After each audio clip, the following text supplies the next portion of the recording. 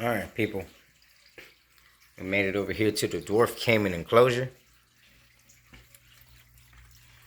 And we got the dwarf caiman razor, so let's go ahead and see if we can get him outside, get him out of his enclosure, and do a little bit of handling, because it's not easy having a dwarf caiman. And I mean, this environment is a nice, good environment for him to be in. It's just, he gets lonely in there, so let's work on getting him out of the enclosure. And let's do a little bit of bonding things so, you know, he can recognize who I am. Whoa, see, you know, get him not bite so much, get him walk around outside. So I see you outside, people. You see he's not raising his mouth as much. Not as much as he used to. So let's get outside. Alright, so check it out. I made it outside. And you see, wasn't that difficult. He's still relaxing in my hand. And he hasn't thrashed around or anything. So you can see how it's getting a lot better with handling him. So come on, Razor.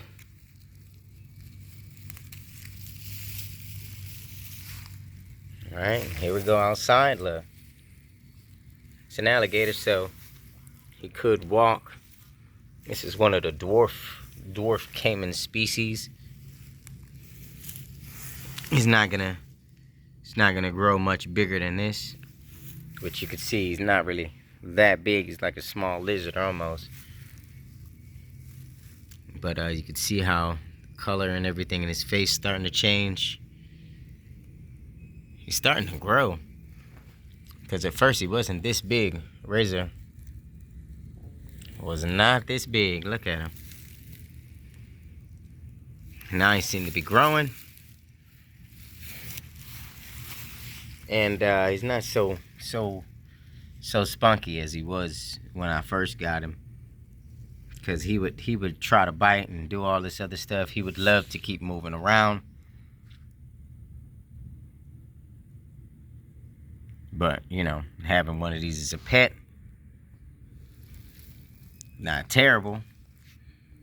But, you know, they bite. I mean, it's the one thing. But, you know, when you know how to handle them, like, you know, see, like that little pickup thing, I came up with it because, you know, I got to handle this dwarf caiman all the time.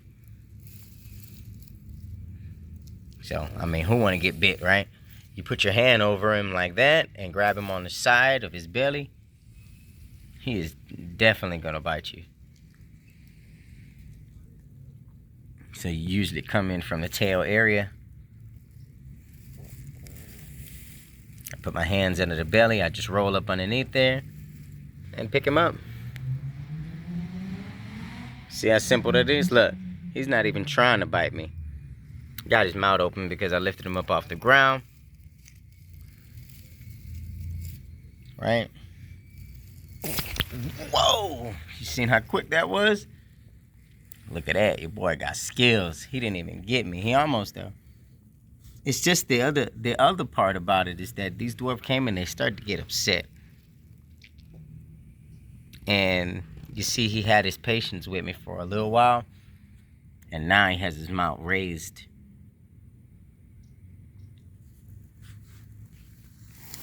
And he tried to bite me already.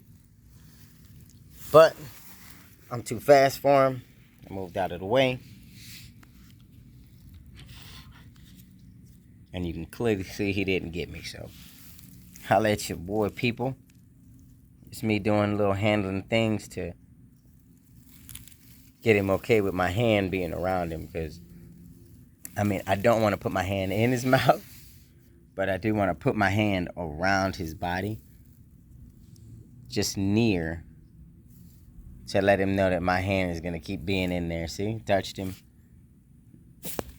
again. Look, you know, just try to get him to not be so jumpy when I touch him. You know, as he gets older, he's going to get a lot bigger.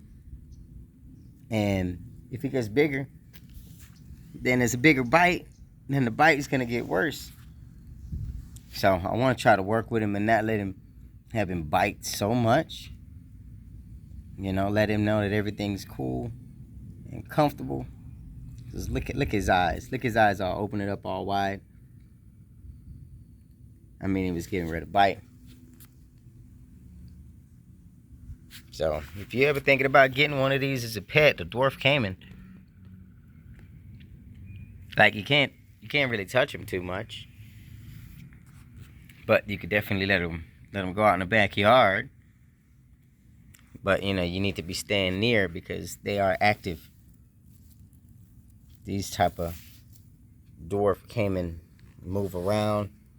Like, it would be cool if I had a pool that they'll just live back here, but outside in the nature, they got hawks and all kind of birds out here that I believe would just pick one of these up and eat them. See, like, you see his eyes starting to open up more. He's starting to get upset. Turning his head to the side so he could trick me to put my hand somewhere near. But a little rub on the neck shouldn't be too bad. He seemed to be getting comfortable. See, he's not on the attack no more. So little by little, I'm starting to win him over. And that's the goal. See, I don't want to go too low on his neck. But I don't want him to have his mouth open because it looks bad. I don't want you to do that. So close his mouth for him. And I just keep rubbing him on the neck. And he seemed to like it. I just don't want to go too far down, and I don't believe he wants me to go too far down. But I go ahead and I just lightly close his mouth, and you see he just kept it closed. All right. Let me back up. All right, people, I'm just going to let him catch some more air out here.